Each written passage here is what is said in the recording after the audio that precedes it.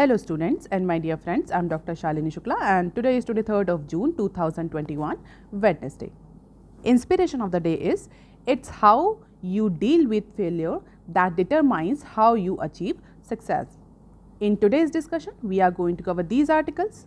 Let's start with article number 1 given on page number 4. Reform linked borrowing by states, new model of public finance, Modi.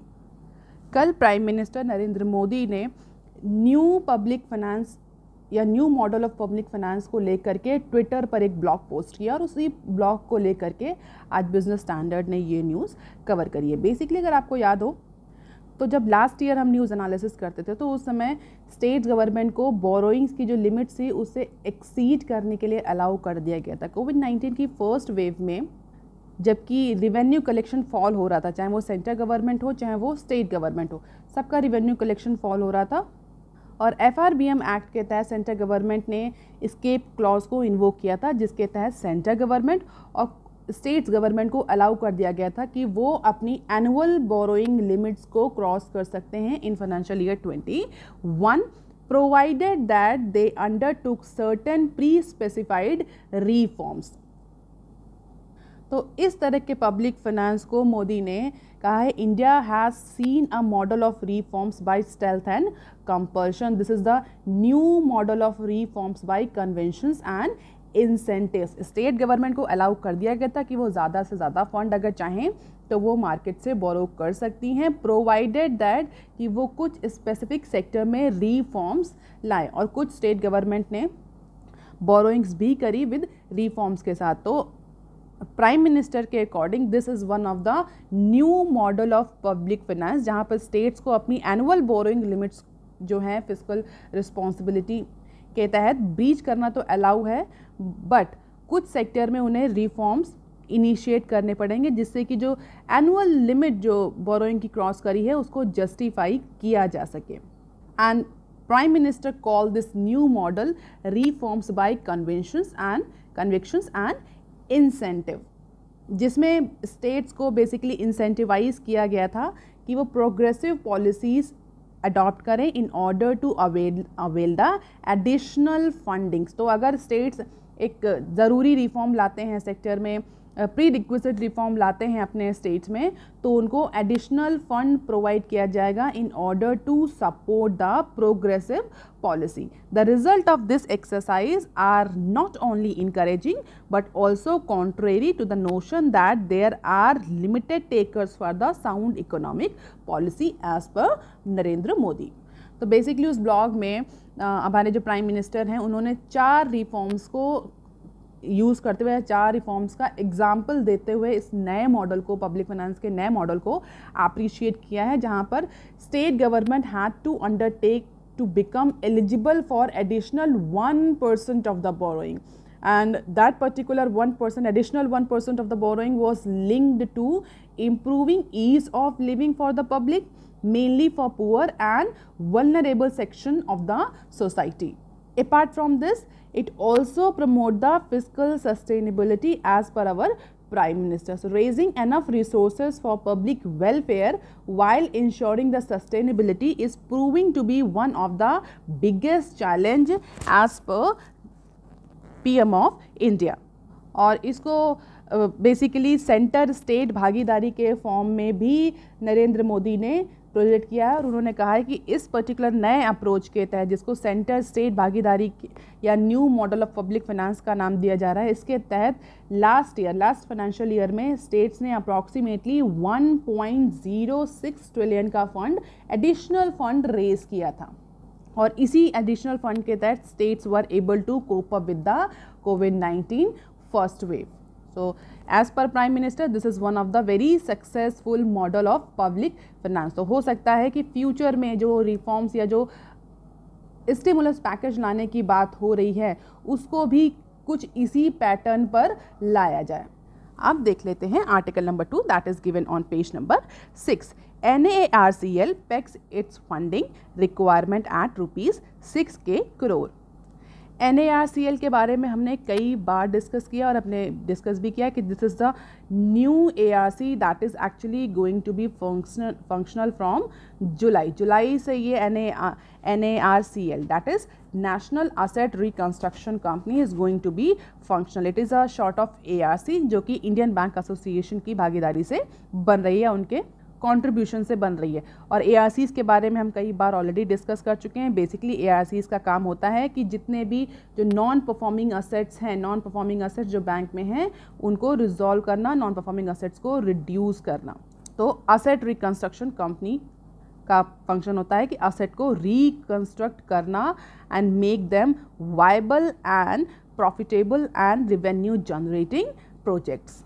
तो अब देख लेते हैं news में क्या है. बेसिकली न्यूज़ में जो NARCL जो कॉन्स्टिट्यूट हो रही है उसकी फंडिंग कैपिटल रिक्वायरमेंट को लेकर के इस न्यूज़ को कवर किया गया है. और NARCL के according the total capital requirement of NARCL is 6,000 crore. 6,000 crore का कैपिटल रिक्वायर होगा नेशनल असेट रिकंस्ट्रक्शन कंपनी को फंक्शनल होने के लिए. As per the prevailing NPA ratios in Indian banking industry, it is advised that approximately a minimum 6,000 crore capital requirement should be infused into NARCL. The banks and the financial institution who would be the shareholders. Remember, I have already discussed about this NARCL कि यहाँ पर banks, financial institution, Indian banking association यही stake holders होंगे. तो जितने भी share holders हैं जो इस न्यू ARC में पार्टिसिपेट करेंगे, they can participate in both equity as well as the debt requirement of the 6,000 crore according to a proposal shared with the investors. So the capital funding structure would follow a debt equity ratio of 1:1. So 1:1 के ratio में date और equity का रहेगा. It means 3,000 crore for capital, for equity capital और 3,000 crore for debt capital. और इसी के according, इसी रेशियो के अकॉर्डिंग जो शेयर होल्डर्स हैं, पोटेंशियल शेयर होल्डर्स हैं, प्रपोज शेयर होल्डर्स हैं, जो बैंक्स, फाइनेंशियल इंस्टीट्यूशन जो पार्टिसिपेट कर रहे हैं असेट रिकंस्ट्रक्शन कंपनी के फॉर्मुलेशन में, वो फंड अपना इन्वेस्ट कर सकते हैं. The equity share holders of NACL would have to mandatorily subscribe to debt in identical ratio of their share holdings. This will be the mandatory requirement for equity holders of NARCL. और approximately 7 से 8 जो public sector banks हैं, 5 private sector banks, 2 financial institution. कौन कौन से financial institution? Power finance corporation PFC and rural electrification corporation REC for meeting it's capital requirement. ये इतने सारे फाइनेंशियल इंस्टीट्यूशंस जो हैं वो पार्टिसिपेट कर सकते हैं NARCL की फंड रेजिंग प्रोसेस में. Among the private banks, propose banks are Kotak Mahindra, IDBI, Axis bank, ICICI and HDFC bank. तो इतने सारे प्राइवेट बैंक्स पार्टिसिपेट कर सकते हैं. मतलब 7 से 8 public sector banks, 5 private banks और 2 फाइनेंशियल इंस्टीट्यूशन जो REC और PFC हैं. तो बेसिकली ये सारे मिल करके NARCL के 6,000 करोड़ बनाएंगे, जो कि जुलाई से फंक्शनल होने की जिसकी एक्सपेक्टेशन है. And what is the way forward और way ahead? Banks, foreign institutional investors or foreign investors to invest equity debt in 1:1 ratio. Public sector banks, private banks to financial institutions propose to make equitable contribution in the capital requirement. तो most likely अगर ये proposal approve हो जाता है तो जुलाई से शायद NARCL operational हो जाएगी और NARCL expected to recover 56,000 crore from the first phase of stress assets in the first 5 year of its functioning. तो ऐसा एंटिसिपेट किया जा रहा है कि NARCL के फॉर्मुलेशन के बाद, फंक्शनिंग के बाद इंडियन बैंकिंग सेक्टर में जो NPA की प्रॉब्लम है वो काफ़ी हद तक रिजॉल्व हो सकती है. But it will totally depend on the efficiency of NARCL in future. अब देख लेते हैं article number 3 that is given on page number 4. Government seeks to name adviser to assist IDBI privatization. So So the government has sought bid to appoint the transaction advisor as well as the legal advisor for what? For assisting the strategic disinvestment and transfer of management control in IDBI Bank. हम सभी को पता है IDBI Bank is now going to privatize. बहुत ज़्यादा इसमें nitty-gritties थे, कई सारे इन्वेस्टर्स थे, उनको भी धीरे धीरे रिमूव किया गया in order to privatize इसको प्रॉम्प्ट करेक्टिव एक्शंस की जो लिस्ट थी उससे भी रिमूव किया गया, जिससे कि IDBI के जो प्राइवेटाइजेशन है उससे अच्छा रिवेन्यू कलेक्ट हो, अच्छा वैल्यू रियलाइजेशन हो। और गवर्नमेंट का भी ये इनिशिएटिव है कि इस पर्टिकुलर फाइनेंशियल ईयर तक जो IDBI का प्रपोज्ड प्राइवेटाइजेशन है, स्ट्रैटेजिक डिसइन्वेस्टमेंट है, वो कंप्लीट हो जाए। तो इसके लिए अब गवर्नमेंट ट्रांजैक्शन एडवाइज़र और लीगल एडवाइज़र को अपॉइंट करने जा रही है। और एक बार अगर ट्रांजैक्शन एडवाइज़र और लीगल एडवाइज़र अपॉइंट हो जाते हैं तो this will particularly improve the और speed up the privatisation process of the lender forward as the government aims to close the transaction for this fiscal year only. तो फिलहाल के लिए गवर्नमेंट अपनी 45.48% का जो शेयर होल्डिंग्स है उसको डिस इन्वेस्ट करेगी IDBI में, लेकिन इसका मतलब ये नहीं कि गवर्नमेंट पूरी तरीके से एग्जिट कर रही है। आप मुझे कमेंट सेक्शन में लिखकर ये बताइए कि IDBI में गवर्नमेंट का कितना शेयर है। ये हम पहले भी डिस्कस कर चुके हैं जब हमने IDBI का प्राइवेटाइजेशन डिस्कस किया है। तो आप मुझे कमेंट सेक्शन में आज लिखकर बताइए कि what is the current share holding percentage of government of India into IDBI, जिसमें से 45.48% को गवर्नमेंट स्ट्रैटेजिकली डाइवेस्ट करने जा रही है। Life insurance corporation of India which owns 49.28% will also offload its stake in and transfer the management control to the new buyer। तो government और LIC दोनों ही सिग्निफिकेंट शेयर होल्डर हैं। तो LIC और गवर्नमेंट दोनों ही एक सिग्निफिकेंट अमाउंट का strategic divestment करने जा रहे हैं। एक सिग्निफिकेंट जो शेयर है वो उसको सेल करने जा रहे हैं। डेफिनेटली अगर इतना शेयर होल्डिंग सेल हो रही है तो जो भी नया बायर होगा उसके पास मैनेजमेंट कंट्रोल भी होगा। The transaction advisor would be required to advise the government on the modalities and the timing of the strategic disinvestment। किस टाइमिंग पर डिसइन्वेस्टमेंट करना है जिससे कि जो वैल्यू रियलाइजेशन हो वो बहुत अच्छा हो। तो जो लीगल एडवाइज़र हैं, ट्रांजैक्शन एडवाइज़र हैं, उनके अपॉइंटमेंट के बाद हो सकता है कि जो IDBI की प्राइवेटाइजेशन की जो प्रोसेस है वो और ज़्यादा स्पीड अप हो जाए। अब देख लेते हैं some other news clips। Covaxin shows 77% efficacy in first 3 phase 3 trials। So Bharat biotech Covaxin जो कि इंडिया की फर्स्ट इंडिजीनियस वैक्सीन है, उसने रिसेंटली डेटा सबमिट किया अपने फेज़ 3 ट्रायल्स का और उसके अकॉर्डिंग 77% का एफिकेसी रेट अचीव किया है कोवैक्सीन ने, according to the sources in the expert panel that reviewed the data, and 93% efficacy against the severe disease and 60% against the asymptomatic cases। तो this is the ratio और in total 77% का efficacy rate रहा है Covaxin का। और इसके अलावा आज के न्यूज़पेपर में बहुत अदर न्यूज़ भी कवर हुई हैं वैक्सीन से रिलेटेड, जिसमें है बेसिकली एक न्यूज़ जो है वो बहुत इंपॉर्टेंट है कि जुलाई, आगे आने वाले जुलाई से जो प्राइवेट हॉस्पिटल्स हैं they can now book for their Covaxin jabs. अभी तक प्राइवेट हॉस्पिटल्स को रोक दिया गया था, but after this month private hospital भी कोवैक्सीन को खरीद पाएंगे। They can actually put their order on CoWIN और मोस्ट लाइकली जुलाई से जो स्लॉट्स अवेलेबल होंगे वो प्राइवेट हॉस्पिटल के भी स्लॉट्स अवेलेबल होंगे। अभी तक गवर्नमेंट हॉस्पिटल्स जो PHCs हैं केवल वहीं पर कोवैक्सीन के स्लॉट्स अवेलेबल हैं।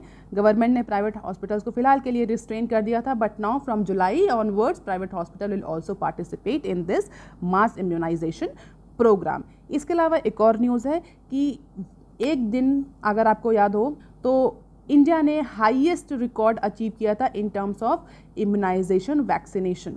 वो कौन सा डे था, आप मुझे तारीख लिखकर बताइए, डेट लिखकर बताइएगा कमेंट सेक्शन में। उसके बाद से कंटिन्यूअसली इंडिया में जो वैक्सीनेशन जो जैब्स है उनका एडमिनिस्ट्रेशन डाउन हो रहा है because of the unavailability of vaccine. तो after recording the highest number of immunisation on a particular day, government is not able to achieve the new records, और जो वैक्सीनेशन के नंबर्स हैं वो कंटिन्यूसली डाउन हो रहे हैं, और प्राइवेट हॉस्पिटल्स या गवर्नमेंट का कहना है because of the logistic problem, छोटे छोटे हॉस्पिटल्स में PHCs में कोवैक्सीन को पहुंचा पाना अभी फ़िलहाल के लिए प्रॉब्लमेटिक हो रहा है इसलिए। बट लेकिन फिर भी जुलाई के बाद से हो सकता है ये वैक्सीनेशन की स्पीड और ज़्यादा बढ़े। क्यों? क्योंकि प्राइवेट सेक्टर भी अब पार्टिसिपेट करने जा रहे हैं। अब देख लेते हैं next clip. Jet revival plan clears airport slot still in jam. So the National Company Law Tribunal, that is NCLT has cleared the Calroc Jalan plan to revive the Jet Airways while rejecting the consortium demand for historicity of airport slots. Jet Airways basically जो Naresh Goyal funded airline थी that shuts its operation in April 2019 under the heavy debt. So finally National Company Law Tribunal ने Calroc Jalan plan को approve कर दिया है against the consortium demand. And the tribunal order comes exactly 2 years after the start of the insolvency proceedings. और Jet Airways पहली ऐसी airline थी जिसने रिजोल्यूशन प्रोसेस को फेस किया under the new insolvency and bankruptcy code. Even as the order paves a way for the grounded airlines revival, the resumption of operations hinge on the negotiation between the consortium and the government on issue of airport slots. देखते हैं jet Airways जो है वो कितनी जल्दी revive होता है. अगर हिस्ट्री की बात करें तो 2019 अप्रैल को जेट एयरवेज ने अपने ऑपरेशंस को टेम्परेरीली सेट कर दिया था because of the heavy debt burden. जून को उसके अगेंस्ट इंसॉल्वेंसी प्रोसीडिंग्स इनिशिएट हो गई थी. मई 2020 में lenders call for the fresh expression of interest and receive the 12 offers. July Calroc Jalan Consortium and Imperial Capital FSTC Consortium submit their revival plan once again. October में Committee of Creditors approved the Calroc Jalan plan for the revival of Jet Airways, and November में resolution plan filed with NCLT for approval, and now finally NCLT has given the approval for Calroc Jalan plan to revive the Jet Airways. अब देख लेते हैं next clip. Auto IT firms lead growth surge. Sharp growth in advance tax payment has been seen in India, जो कि हमने already discuss किया था. और इस पर्टिकुलर एडवांस टैक्स पेमेंट की लिस्ट में जो टेक्नोलॉजी कंपनीज हैं, ऑटोमेकर कंपनीज हैं, they are leading the list. Maruti, Hero, TCS, L&T, PNG, Infosys, ICICI bank, they are actually leading the list of companies in advance tax payments. So these 4 companies reported a jump between 44% and 200% in April and June quarter of this financial year on account of low base. तो definitely ये जो हम comparison कर रहे हैं, जो ये percentage increase हमें दिख रहा है, इसका बहुत जो अगर एक बोले सिग्निफिकेंट रीज़न है that is low base. Last year जो कोविड-19 की फर्स्ट वेव आई थी उस समय advance tax payment significantly fall किया था. इस पर्टिकुलर कोविड-19 की वेव में ऐसा कोई नेशन वाइड लॉकडाउन नहीं हुआ सेकेंड वेव में, जिसकी वजह से जो एडवांस टैक्स कलेक्शन है वो इम्प्रूव हुआ है पिछले साल के कंपैरिजन में, क्योंकि पिछले साल ऑलरेडी बहुत लो था. तो इसलिए अगर आप लो बेस से कंपेयर करेंगे तो हमें इंक्रीज ज़्यादा देखने को मिलेगा, और वही देखने को मिल रहा है. Even the top financial institution state bank of India, ICICI bank reported lower growth in tax payment. तो एक्सपर्ट का ये कहना है कि कोई बहुत ज़्यादा सिग्निफिकेंट इंप्रूवमेंट नहीं है एडवांस टैक्स पेमेंट के केस में. पिछले साल से कंपेयर कर रहे हैं इसलिए ये हमें 44 और 200% का इंक्रीज़ दिख रहा है. अदरवाइज अगर आप मटेरियल ग्राउंड पर देखें, कंपैरिजन ना करें, क्योंकि पिछले साल का कोई नॉर्मल ईयर नहीं था, it was a pandemic year, और उस पैंडेमिक की वजह से नेशन वाइज लॉकडाउन हुआ था. तो ऑलरेडी सारे इंडिकेटर्स फॉल कर रहे थे, और इसीलिए इस साल जितने भी इंडिकेटर्स आ रहे हैं उनमें हमें बहुत ज़्यादा एक सिग्निफिकेंट परसेंटेज इंक्रीज़ दिख रहा है because of the low base effect.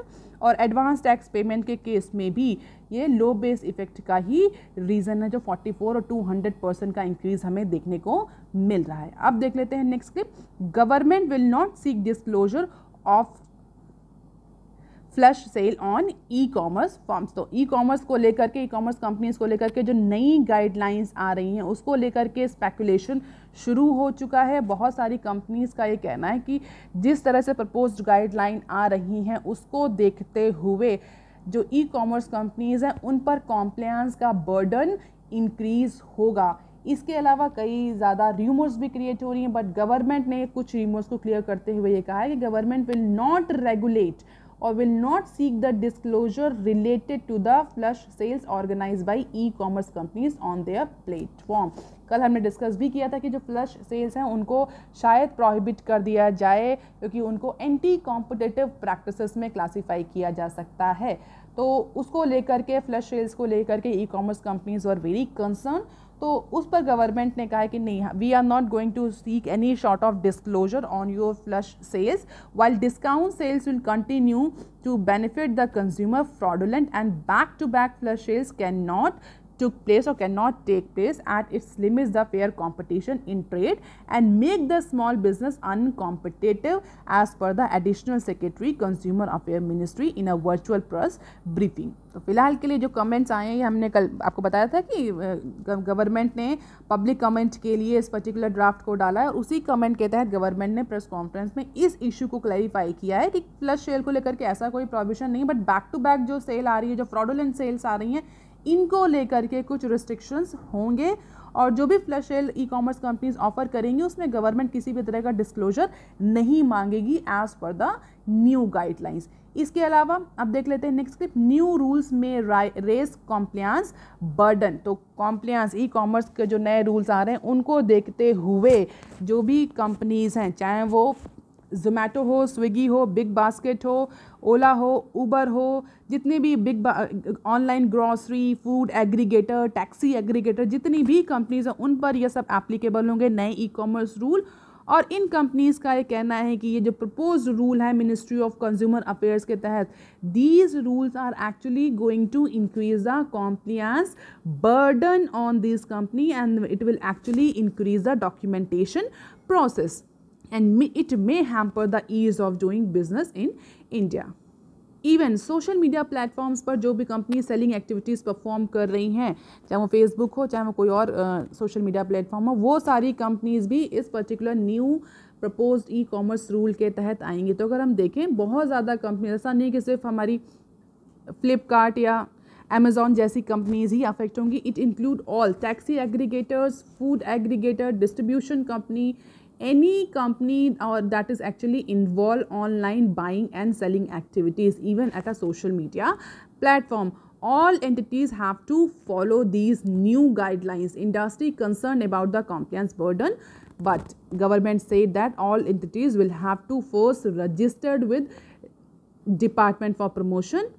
Apart from it, mis-selling fallback liabilities as defined in the rule put all the owners of any mistake on the platform and website। तो काफ़ी सारे strict rules हैं। तो companies का कहना है कि इस तरह के रूल्स अब जो हैं वो कॉम्प्लायंस बर्डन को बढ़ाएंगे और इंडिया में बिजनेस को रिस्ट्रिक्ट करेंगे। Basically it is against the ease of doing business environment in India. Let's see कि एक्चुअली कितने रूल्स जो हैं वो पास होते हैं और किस तरीके से इन रूल्स को इम्प्लीमेंट किया जाता है। अब देख ये है कि आईटी रूल के तहत, जैसे जो आईटी के नए रूल्स आए हैं उसके जैसे कि उसमें कंट्रोवर्सीज जनरेट हो रही हैं, क्या वही कंट्रोवर्सीज ई कॉमर्स कंपनीज के जो नए गाइडलाइंस आ रही हैं, नए रूल्स आ रहे हैं, उनको लेकर भी जनरेट होगी या फिर इसका एक स्मूथ इम्प्लीमेंटेशन हो जाएगा। So that's all for today students. If you have any query and suggestion you can write on comment section below. If you want lecture PDF, you can join my Telegram channel. You can also follow me on other social media platforms. Please like, share and subscribe. Thank you.